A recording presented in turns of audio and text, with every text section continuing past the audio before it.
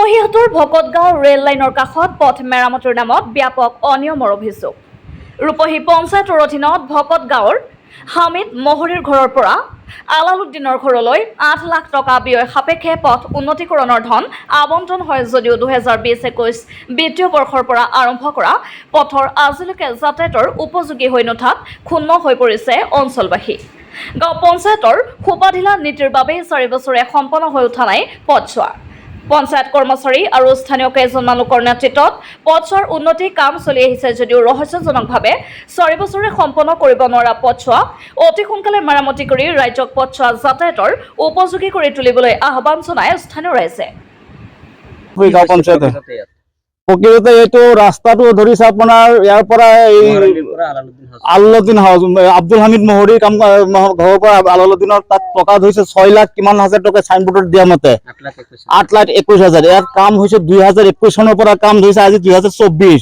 কাম অলপ কৰি সিহঁতৰ ঘৰৰ পৰিয়ালৰ মাইকী মানুহ ল'ৰা ছোৱালীলৈ ফটো মাৰে আৰু পঞ্চায়তত দিয়ে। পঞ্চায়তৰ মানুহ ইয়াত ভালদৰে কমপ্লেইন কৰাৰ পিছতো এইখিনি কাম সিহঁতে চকু কাণ নিদিয়ে। বিডিঅ প্লাছ একাউণ্টেণ্ট আৰু ইঞ্জিনিয়াৰ সিহঁতে নিজে আহে সাৰ্ভে কৰি গৈছে, তথাপিও ৰাস্তাৰ কাম একো হোৱা নাই। এই দুইটা ঠিকাদাৰ সৰু ঠিকাদাৰ ঘৰৰ ল'ৰা ছোৱালী আনি পেলাই ইয়াত আৰু অশ্লীল ভাষা গালি গালাজ, বাধা দিলে গালি গালাজ। এইটো যিটো ঠিকাদাৰ কি নাম এইটো হায়দৰ আলী আৰু লগত আছে এটা কি শফিকুল ইছলাম।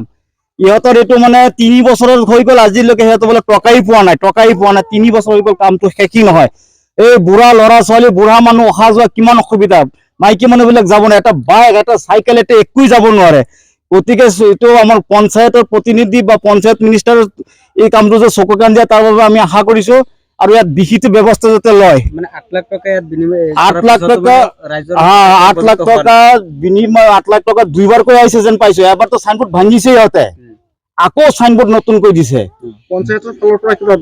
পঞ্চায়তৰ ফালৰ পৰা চাৰ্ভে কৰে, কিন্তু চাৰ্ভে কৰাৰ পাছত কোনো একশ্যন নলয় পঞ্চায়তৰ মানুহবিলাকে।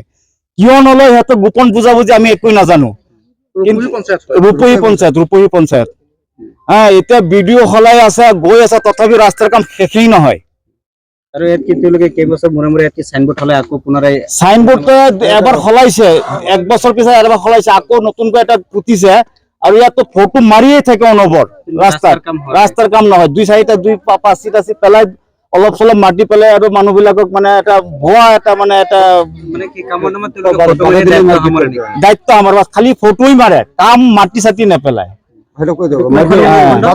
আজিৰ ঘটনা, আজি ৰাতিপুৱা ট্ৰেক্টৰ দি আনিছে মাটি পেলাবলৈ, ৰাইজে বাধা দিছে, এই ল'ৰাটো বাধা দিছে, তাক কোৰ খেদি যায় মাৰিব কাৰণে। জব কাৰ্ডৰ কাম এইটো ট্ৰেক্টৰে কৰিছে। মানুহ মানে এই মানুহ নাই, ধৰক 2-4টা মাইকী মানুহ সিহঁতৰ ঘৰৰ মানুহ আৰু মানুহ নাই। জব কাৰ্ডৰ কাম ট্ৰেক্টৰ দি কেনেকৈ কৰে, মানুহ লগাব লাগে হিচাপত, কিন্তু পইচাটো বহুত আহে।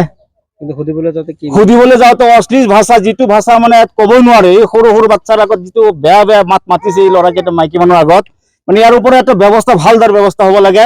আমি চৰকাৰক এইটোৱে মানে আহ্বান জনাই, এইবিলাক মানুহ কামটো নকৰে আৰু গুণ্ডাগিৰি। বিভাগীয় কৰ্তৃপক্ষক জনাইছিলেন? আমি বিভাগীয় কৰ্তৃপক্ষক কমপ্লেইন দিয়া আছে, দিয়াৰ পিছত মানুহ আহিছে চাৰ্ভে কৰিবলৈ, কিন্তু পিছত যে কি হ'ল আমি গম নাপাওঁ, আমি একোৱেই গম নাপাওঁ। বকতগাঁও আমাৰ ৰেল লাইনৰ কিনাৰৰ ৰাস্তাটো ৰূপহী বকতগাঁও বুলি কয়। এইটো ৰাস্তা 2020-21 পৰা কামটো আৰম্ভ হ'ল। 8,21,000 টকা ৰাস্তা। সিহঁতে কাম যেতিয়া কৰে এক গাড়ী মাটি 4 জাগাত বা 5 জাগাত পেলাই সিহঁতে জব কাৰ্ডৰ যেতিয়া কাম কৰে কোৰ আৰু পাচি দি পেলাই এবাৰ মাটি দিয়ে, ফটোটো আপলোড দি পেলাই নেক্সট টাইম আৰু কাম নহয়, এবাৰ ডেইলি সদায় কি ফটো মাৰি থাকে।